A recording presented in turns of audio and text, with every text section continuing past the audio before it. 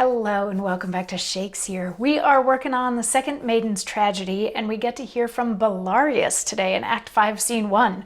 So we've heard lots about Bellarius, but we haven't actually gotten to hear from Bellarius. But things are about to get crazy, so buckle up. The fact that we're with Bellarius means that we're sort of back in the plot line that follows Anselmus and his wife and Votarius, and the whole Votarius was supposed to seduce her, but then they actually fell in love, and then Votarius got jealous because he saw Bellarius sneaking in, so he blurted out to Anselmus that she might not be faithful. So she has worked out this plan whereby Anselmus will be hiding behind a curtain, Votarius will come storming in, she's supposed to tell him off, and then they can go their separate ways, and they will still be able to be together because now Anselmus will be thrown off the trail that maybe they're cheating behind his back. And to this end, she had asked Leonella to tell Votarius to wear armor and also to put a sword somewhere nearby so she could threaten him with a sword. Well, when Bellarius heard about this, he told Leonella to forget to tell Votarius to wear armor and also to put poison on the end of the sword. And Leonella, being very much in Bellarius' pocket, says, yes, I will do so. So, also, on the other side of things, we have Gavinius, who is just grieving at Lady's tomb, only to find out from her ghost that she isn't there anymore. So he wants to go get revenge on the tyrant king, who has her body and is doing weird stuff to it. So Gavinius wanted to go find Anselmus, his brother, to get a little bit of advice before he goes after the tyrant king. So this sets us up for Act 5, Scene 1, which we are in Anselmus' wife chamber. And we start with Votarius and Anselmus, and Votarius is hiding Anselmus behind a curtain. He's like, you're good here? Okay, cool. So Votarius then leaves. Then we switch to the gallery above the chamber, so I guess there's multiple levels in here, but we've got Leonella and Bellarius up there, and Leonella is like, if you hide up here, you can see everything that's going on, but nobody will be able to see you. And he's like, okay, this is great, and I'll get to see my enemy be undone, and cool, you need to go play your part. So Leonella goes downstairs to meet up with Anselmus' wife, and Anselmus' wife is like, everything's good? And Leonella's like, yup, it's good. So then they talk very loudly about how obnoxious Votarius is being with his constant pursuit of Anselmus' wife. And she's like, I never get any rest. And haven't I turned him down 3 times? And Leonella has a sort of snarky comment to the side where she's like, you've done more than that, more than 3 times. But Anselmus' wife is putting on this show because she knows Anselmus is behind the curtain.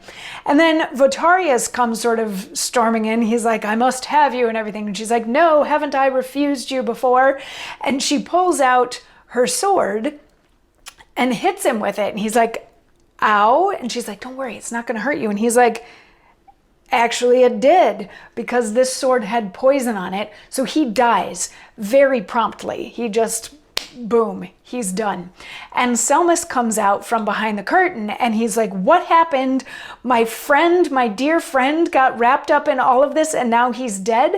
So he's so angry, he doesn't really know what else to do. So he picks up a sword and he kills Leonella, because he's not going to kill his own wife, but he does feel the need for revenge on someone or something. So he takes it out on Leonella, which then Bellarius comes down and he's like, you just killed my girlfriend. So he picks up a sword and goes to challenge Anselmus, and the two of them start fighting a little bit back and forth, at which point Anselmus' wife runs between them while they're fighting and gets stabbed by both of them at the same time because she's trying to get to Votarius. So she is now also dead. Bellarius and Anselmus keep fighting. They end up wounding each other mortally. Anselmus falls to the ground. He's crawling over to get to his wife. He's like, oh, she was so beautiful, and if I have to die right now, I want to die near her. And then the stage direction says Anselmus seemingly dies.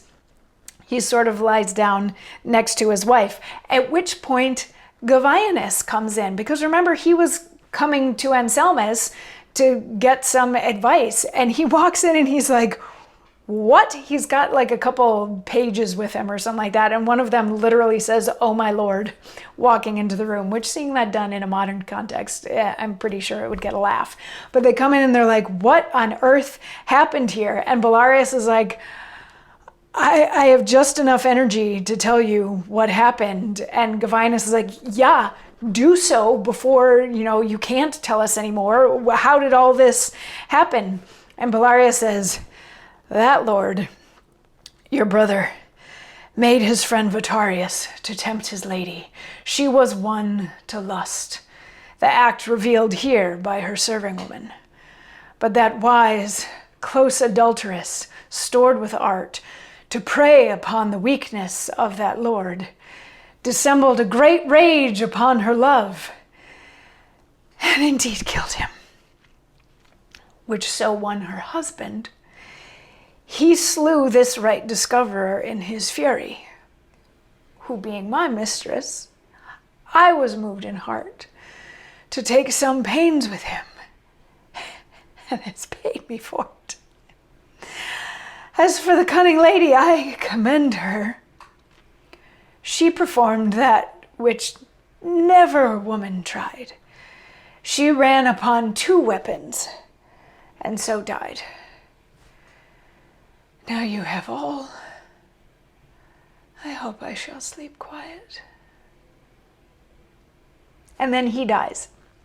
So he's just recounting what we've seen. He's telling Gavinus the story. He's like, Anselmus told Vitarius to try to tempt his wife, and she was won, and then Leonela got mixed up in it, so they put this plot together to fool Anselmus.